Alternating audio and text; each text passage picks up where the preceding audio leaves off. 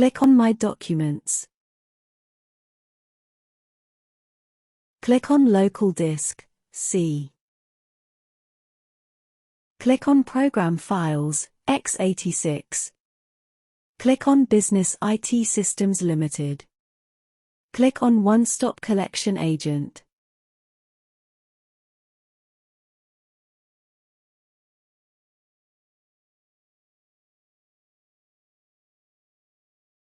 Right-click OneStop Agent Test v2 and run as administrator.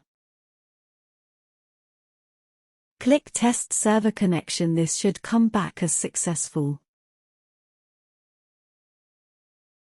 Click the proxy tick box, then press it again to untick. Click Save Settings. Click Close. Click Yes to restart services. Now we will manually restart the services. Click the Windows button and type Services. Click on Services.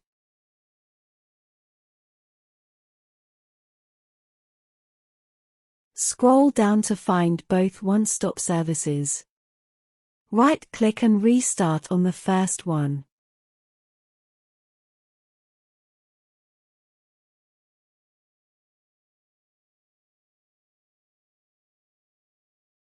Right-click and restart on the second one.